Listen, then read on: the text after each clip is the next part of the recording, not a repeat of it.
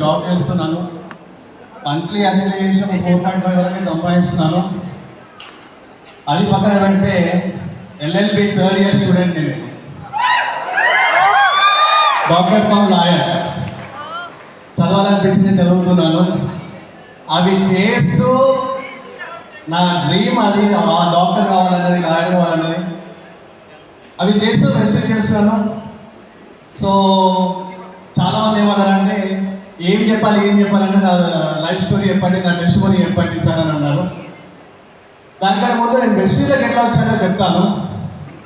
మా own sister, మా సొంత అక్కయ్య వాళ్ళ కొడుకు, మా మేనల్లుడు. నాకు వానికి 1.5 year డిఫరెన్స్ ఉంటుంది. ఆయన వెస్టీజ్ స్టార్ట్ చేశాడు, నా దగ్గరికి వచ్చాడు. నేను హాస్పిటల్లో ఉన్నాను. హాస్పిటల్కి వచ్చి ఒక బుక్ పట్టుకు వచ్చి, మామ ఇగో ఇది వెస్టీజ్, ఇగో ఈ ప్రొడక్ట్స్ ఉంటాయి, ఇగో ఇది సబ్బు, ఇది పేస్ట్, అవి చెప్తారా లేదా మీరు కూడా? ఆయన కూడా అవే చెప్పాడు. అవునారా అన్న. సరే, ఒకరోజు అయిపోయింది. 2వ రోజు మళ్ళీ వచ్చాడు, మళ్ళా గదే బుక్ పట్టుకొచ్చాడు. గదే వెస్టీజ్ అంటాను, గదే సబ్బు, గదే పేస్ట్, గదే చేపత్త. అది ఏంద్రా ఇది అంటే వెస్టీజ్. సరేలేరా పక్కన పెట్టు, సరే అని చెప్పి అంటాడు. 3వ రోజు వచ్చాడు, మళ్ళా గదే బుక్ పట్టుకొచ్చాడు, మళ్ళా గదే సబ్బు, గదే పేస్ట్, గదే చేపత్త. అరే ఇది మళ్ళీ నా వల్ల కాదు, నడవరా, వద్దులేరా అన్న. వారం రోజుల తర్వాత మళ్ళీ వచ్చాడు. అమ్మ నేను చెప్తే నమ్మకరా అమ్మను. పైకి వెళ్ళి ఫోన్ చేసిండు, నేను పైన నాకు కింద చూసాను మా వాడున్నాడు. వామో మీరు మళ్ళీ వేసి చంపుతారని చెప్పేసి వెనకకెళ్ళి ఫరా. మీరు అందరూ చేసింటారు కదా ఇదే పని, చేశారా? ఫరాలు అయిపోయినా ఏదేం మరి. మయేనన్నాడు ఇక చెప్తే ఇంట్లేడు, కూసపుచ్చుకుంటానని చెప్పి నేనేం చేసిన, సరే అని మళ్ళీ వస్తే దొరకబట్టిండు.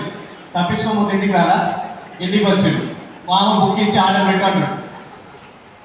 సరే బలవంతం చేస్తున్నా చెప్పేసి టూత్ పేస్ట్లు, సోపులు, చాయ్ పత్తలు ఉన్నా, ఒక 4 ఉన్నా. కొన్న తర్వాత క్లియర్ ఒక పేషెంట్ వచ్చింది దగ్గరికి. పేషెంట్ అంతా మంచి రిలేషన్షిప్ ఉండే పేషెంట్ తోటి. ఈ ఒక టూత్ పేస్ట్ ఇచ్చిన ఒకరికి, సబ్బు ఇచ్చిన ఒకరికి, చాయ్ పత్తి ఇచ్చిన ఒకరికి. వాళ్ళు వాడిన తర్వాత 5 రోజులకు వస్తలేదా. 5 రోజులకు వచ్చేసరికి, ఓ డాక్టర్ అయ్యా ఇదే సబ్బు గిరీష్ ఊరికే అంతలేదు కాదంటాం, ఇదే టూత్ పేస్ట్ ఊరు అంతలేదు అనమాట. చాయ్ పత్తి అయితే ముఖమే పడేసినాను, కలరే అంతలేదు మరి. అప్లైన మా అల్లుడు వచ్చాడు, చెప్పాలి కదా చాయ్ పత్తి ఎక్కువసేపు మరగబెడితే కలర్ వస్తుందని చెప్పాలి కదా, చెప్పాలి. అర్థమవుతుందా ఫ్రెండ్స్? అప్పుడు ఏమైపోయింది అంటే నేను సబ్బుల డాక్టర్ అయిపోయాను, టూత్ పేస్ట్ డాక్టర్ అయిపోయాను, చాయ్ పత్తి అమ్ముకునే డాక్టర్ అయిపోయాను. ఏమైపోయాను? టూత్ పేస్ట్ అమ్ముతాడు డాక్టర్ సాబు, సబ్బులు అమ్ముతాడు, చాయ్ పత్తి అమ్ముకునే డాక్టర్ కాదు. ఓ గాడి దగ్గర పోతున్నావా చాయ్ పత్తి అమ్ముతాడు, ఓ గాడి దగ్గర పోతున్నా సబ్బులు అమ్ముతాడు, ఓ గాడి దగ్గర పోతున్నా పేస్ట్లు అమ్ముతాడు అనమాట. ఏం చేయాలి? ప్రొఫెషన్కి దెబ్బ పడుతుందా లేదా? పడుతుందా లేదా? పేషెంట్లు వస్తారా?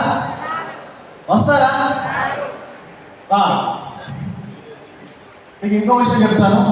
నా ప్రొఫెషన్ వచ్చేసి నేను ఎంతమంది చెప్పాను, MBBS అయిపోయి డిప్లొమా ఇన్ ఎమర్జెన్సీ మెడిసిన్ అమలులో చేశాను, 2 years masters in emergency medicine మెడికల్లో చేశాను.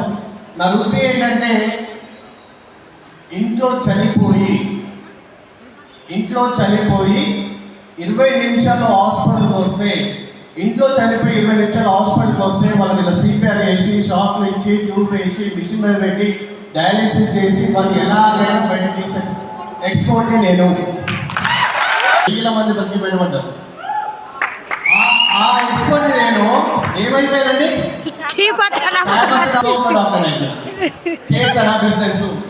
మీరైతే చేస్తారా? అసలు బంద్ చేశానండి, బంద్ చేశాను. నా వల్ల కాలేదు, అర్థమైందా? బంద్ చేసిన తర్వాత 8 months వేస్ట్ అయిపోయిందండి. నేను మళ్ళీ మీకు చెప్తున్నానండి, గుర్తుపెట్టుకోండి. నేను ఏదైతే తప్పులు చేశానో మీరు చేయకూడదు. నేను వేస్ట్ చేసుకున్నాను, 8 months వేస్ట్ చేశాను. ఆ టైంకి కరోనా వచ్చేసింది. ఆ టైంకి మా అల్లుడు ఏం చేసినట్టే నా కింద జాయిన్ చేయించుకున్న వేయడు, నన్ను ఒక డైరెక్టర్ లెవెల్ వరకు తీసుకొచ్చాడు. ఏ వరకు తీసుకొచ్చాడు? డైరెక్టర్ వరకు తీసుకొచ్చాడు. అయిపోయిన తర్వాత కరోనా వచ్చింది. కరోనా మీకు అందరికి మంచి చేసిందో చెడు చేసిందో నాకు తెలియదు, కానీ నాకైతే మంచి చేసిందండి. కరోనాకు ట్రీట్మెంట్ లేనప్పుడు అందరు చనిపోతా ఉన్నారు. ఫస్ట్ వేవ్ అయిపోయింది, సెకండ్ వేవ్ స్టార్ట్ అయింది. హైదరాబాద్లో ఒక నర్సింగ్ సిస్టర్ ఒక వీడియో వచ్చింది నాకు. అందులో ఏమని ఉంది అంటే వెస్టీజ్ ప్రొడక్ట్స్ వాడడం వల్ల నా కోవిడ్ తగ్గిపోయింది. మాకు తెలిసిన బ్రదర్ ఒక ఆయన వెస్టీజ్ ప్రొడక్ట్స్ తీసుకొచ్చి ఇచ్చాడు. నేను ఇంట్లో కరోనా వచ్చి ఇంట్లో ఉండిపోతే నా కోసం వెస్టీజ్ ప్రొడక్ట్స్ తీసుకొని వచ్చాడు. వెస్టీజ్ ప్రొడక్ట్స్ వాడిన 5 రోజులకే నా కరోనా తగ్గిపోయింది, మంచిగా అయిపోయాను అని ఒక వీడియో రిలీజ్ అయింది నాకు. కోవిడ్ అయిపోయే లోపల డైరెక్టర్ లెవెల్ నుంచి డైరెక్ట్ గ్రౌండ్ వచ్చేసాను. డైరెక్ట్ గ్రౌండ్ ఎట్లా అంటే షాప్లలో ఒక పేపర్ అంటించి పెట్టా, వెస్టీజ్ షాప్లో, వరంగల్లో భీమారం షాప్లో. ఆ వెస్టీజ్ పేపర్ ఏంటంటే దాంట్లో కోవిడ్ వచ్చేందుకు ఏమేమి పెట్టాలి వెస్టీజ్ అన్నీ పెట్టానండి. రోజుకి 8-9 కిట్లు అమ్ముడే అమ్ముడు. అట్లా గ్రౌండ్ డైరెక్టర్ వరకు వచ్చాను. మీకు అందరి నెట్వర్క్ ఉంది, నేను ఓన్లీ పైసా తీసుకొని దానికి క్రౌన్ అయిపోయాను. నెట్వర్క్ లేదు, నెట్వర్క్ బిల్డ్ చేస్తున్నాను. నేను చేసిన తప్ప ఏంటంటే వెస్టీజ్ని దూరం పెట్టేశాను. ఎన్ని మంత్స్? 8 మంత్స్ దూరం పెట్టాను. ఎందుకు? నన్ను చాయ్ పత్తా అమ్ముతున్న డాక్టరు, సబ్బుల డాక్టరు, టూత్పేస్ట్ డాక్టర్ అందరు కాబట్టి వదిలేశాను. కానీ కరోనా వచ్చిన తర్వాత నాకు అర్థమైన విషయం ఏంటంటే, మీరు నమ్మినా నమ్మకపోయినా వాస్తవం చెప్తున్నానండి, దాదాపు 800 మందికి మన వెస్టీజ్ ప్రొడక్ట్స్ ద్వారానే నయమైంది. ఒక్కరు కూడా చచ్చిపోలేదండి. ఒక పర్సన్ ఉన్నారు, ఆ పర్సన్ వచ్చేసి ఏమన్నాడంటే వాళ్ళ నాన్నకి రాత్రి అంటే ఒక 15 డేస్ నుంచి ఫీవర్ వస్తూ ఉన్నాడు, దగ్గుతూ ఉన్నాడు. ఒక 5 డేస్లో తగ్గిపోయిన తర్వాత నైట్లో 2 గంటల రాత్రి ఆయన సడన్గా లేచి నీళ్ళు తాగగానే ఎక్కిలో వచ్చేసి ఆయాసం స్టార్ట్ అయిపోయింది. ఆయాసం ఇంకా ఆగట్లేదు, ఎక్కిలు ఆగట్లేదు, ఆయాసం ఆగట్లేదు, దగ్గు ఆగట్లేదు. పొద్దున 9 గంటలకి ఆ పర్సన్ నాకు తీసుకొస్తానని చెప్పాను. హెచ్ఆర్సీకి ఛాతీ పెద్ద స్కాన్ చేయించుకుని రాబోండి అంటే పెద్ద స్కానింగ్ చేయించుకొని వస్తే 95% లంగ్స్ ఖరాబ్ అయినాయండి. వాళ్ళ నైట్కి చచ్చిపోతాడు అని చెప్పాను. నైట్కి చచ్చిపోతాడు అని చెప్పాను. ఎంఎం తీసుకుపోయాడు, నైట్ చచ్చిపోయాడు. డైరెక్ట్ సమాధి చేసేసారు.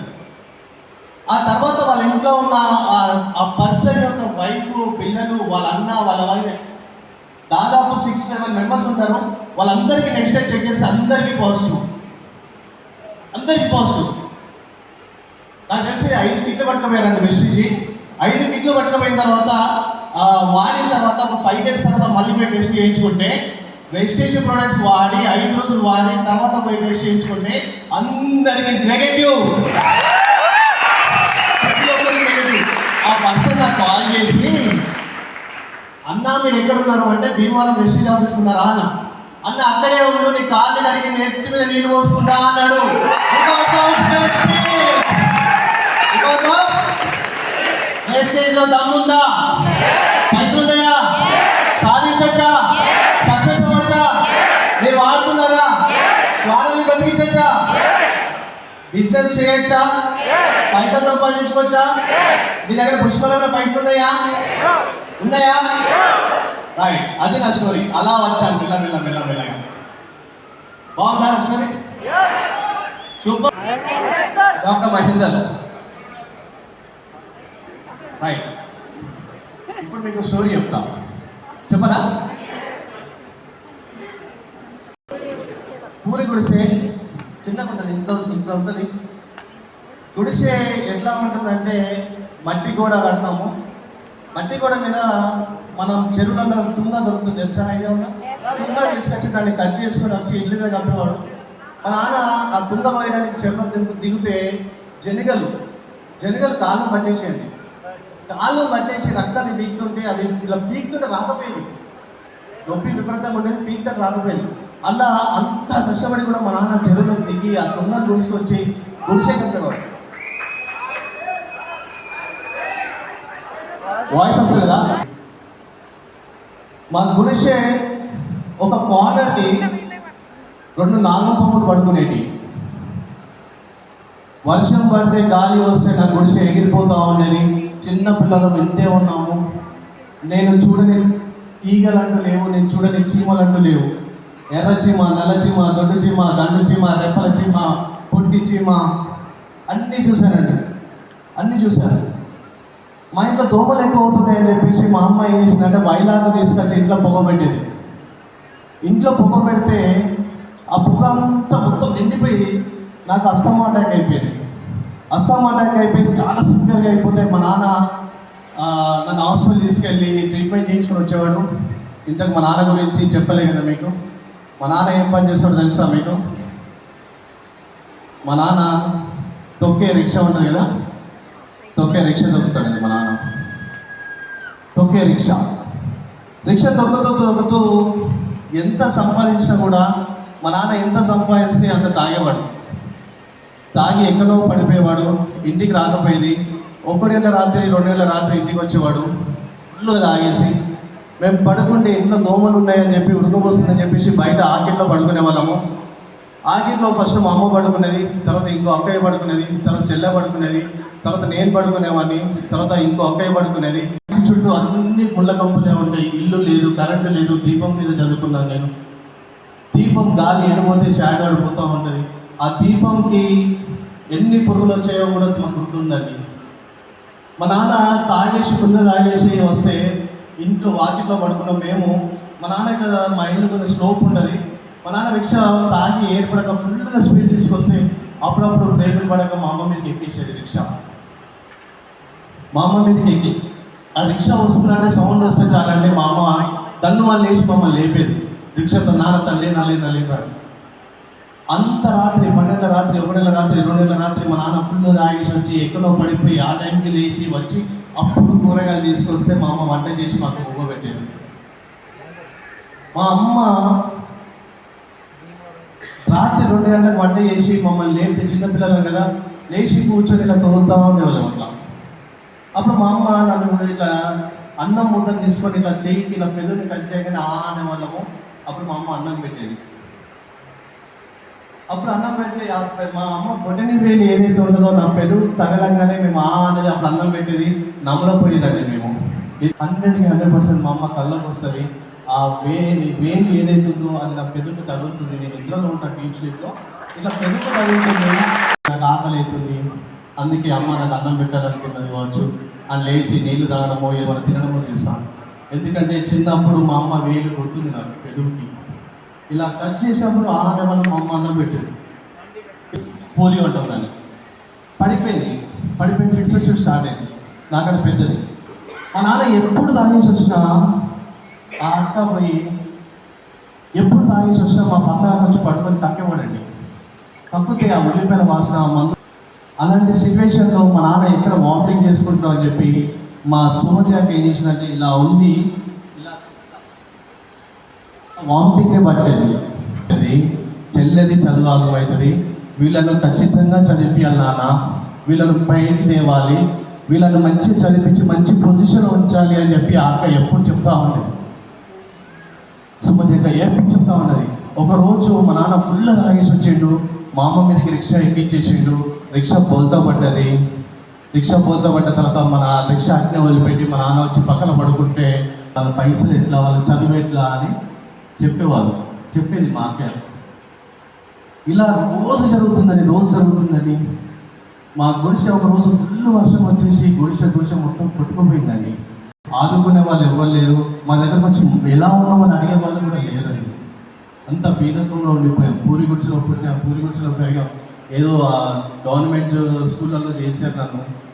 ఆ తర్వాత అలా జరుగుతుంది. రోజు మా నాన్న తాగేసి వస్తూ ఉన్నాడు, రొటీన్గా జరుగుతూ ఉన్నది.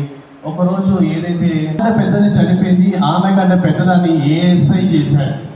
సుబ్బగారి police station shooter all over India 6th ర్యాంక్లో ఉంది మా అక్కయ్య. ఏఎస్ఐ ప్లస్ 6th ర్యాంక్లో రైఫిల్ షూటర్ కాంపిటీషన్. డైరెక్ట్ ఇట్లా పెట్టి కాలిస్తే షూట్ అవుతుంది.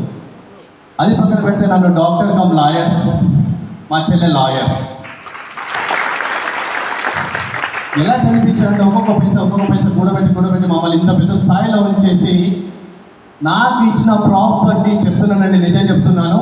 మా నాన్న కష్టపడి సంపాదించిన మమ్మల్ని ఇంత పెద్దలను చేసి నాకు ఇచ్చిన ప్రాపర్టీ 100 కోట్లు చేశానండి. మా నాన్న డెసిషన్ తీసుకున్నాడు. ఏం డెసిషన్ తీసుకున్నాడు? తాగాలని డెసిషన్ తీసుకున్నాడా? ఏం డెసిషన్ తీసుకున్నాడు? నా కొడుకుని నా పిల్లల్ని చదివించాలి, మంచి స్థాయిలో ఉంచాలి. చనిపోయిన బిడ్డ చెప్పింది నేను చేసి చూపిస్తాను, నా పిల్లలను చదివిస్తాను అని కుండగా గోరి మీద ఎప్పుడైతే ఒట్టి వేశాడో, ఎప్పుడైతే డెసిషన్ తీసుకున్నాడో ఆ డెసిషన్ ప్రకారం నన్ను చదివించాడు, డాక్టర్ని చేశాడు, నాకని పెద్దదాన్ని పోలీస్ డిపార్ట్మెంట్లో చేశాడు, నాకని చిన్నదాన్ని లాయర్ని చేశారు. ఇప్పుడు మీరు ఇక్కడ కూర్చున్న వాళ్ళు ఏం చేద్దామని ఇక్కడ కూర్చున్నారు? మీరేం డెసిషన్ తీసుకుంటున్నారు? ఏం డెసిషన్ తీసుకోవడానికి ఇక్కడికి వచ్చి కూర్చున్నారు మీరు?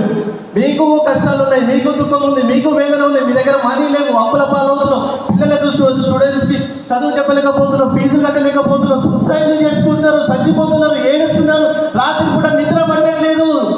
అవునా కదా? అవునా కదా? నిద్ర పడుతుందా? నిద్ర పడుతుందా? ఎందుకు నిద్ర పడతలేదు? ఎందుకు సూసైడ్ చేసుకోవాలని థాట్స్ వస్తున్నాయి? ఎందుకు డిప్రెషన్కి వెళ్తున్నావు? Because of money.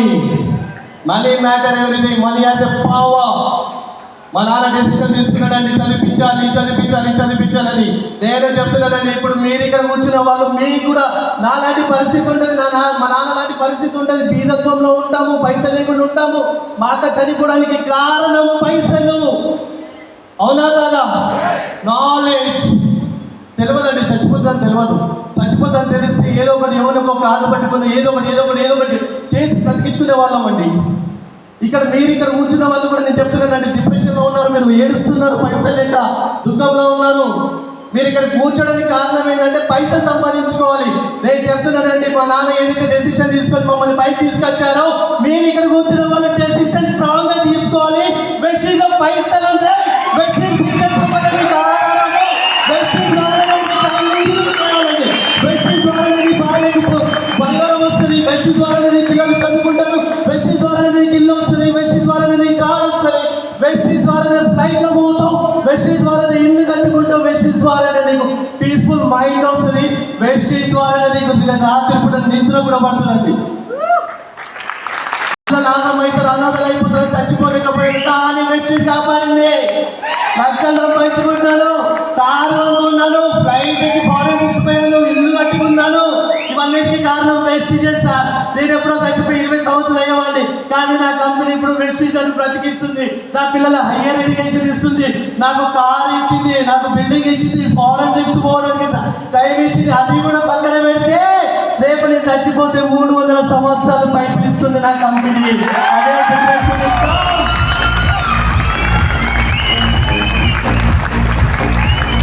A company ఇస్తుందండి? నువ్వు ఇచ్చే చిన్న ఆధార్ కార్డు పట్టుకొని 300 సంవత్సరాలు నిన్ను, నీ పిల్లల్ని, వాళ్ళ పిల్లల్ని ఏ కంపెనీ ఇస్తుందండి? ఏ కంపెనీ ఇస్తుంది? మా నాన్న ఆ రోజు డెసిషన్ తీసుకున్నాడు, మమ్మల్ని బాగుపరిచాడు. నేను డెసిషన్ తీసుకున్నాను, డాక్టర్ అవ్వాలని డాక్టర్ అయ్యాను. మా అక్క డెసిషన్ తీసుకుంది, పోలీస్ డిపార్ట్మెంట్ కావాలని పోలీస్ డిపార్ట్మెంట్. మా చెల్లె డెసిషన్ తీసుకుంది, ఎల్ఎల్బి చేయాలని చేసింది. మళ్ళీ చెప్తున్నానండి, ఇక్కడ కూర్చున్న వాళ్ళకు ప్రతి ఒక్కరికి అదే ప్రాబ్లం ఉంటుంది. ప్రతి ఒక్కరు దుఃఖంలో ఉంటారు, ప్రతి ఒక్కరికి మనీ చాలా అవసరం. నిజం చెప్తున్నాను, మీరు ఏ పొజిషన్లో ఉన్నారంటే ఈ పిల్లల్ని ఆ పొజిషన్లో మాత్రం ఉంచకండి. మీరు ఆటో డ్రైవర్ అయితే మీ పిల్లల్ని ఆటో దొరికివ్వకండి. మా నాన్న రిక్షా దొక్కుతుందని చెప్పి నేను రిక్షా దొక్కలేదండి, డాక్టర్ అయ్యానండి. మా నాన్న రిక్షా దొక్కుతుందని నేను ఆటో పట్టుకోలేదండి, డాక్టర్ అయ్యానండి. మీరు కూడా మీ పిల్లల్ని, ఇక్కడ కూర్చునే వాళ్ళు ప్రతి ఒక్కరికి చెప్తున్నానండి, మీరు ఏదైతే ఇంటికడ చేస్తున్న పని ఉందో అది మీ పిల్లలకి మాత్రం చేయించద్దు. అది వెస్టీజ్ అయితే 100% చేయించండి.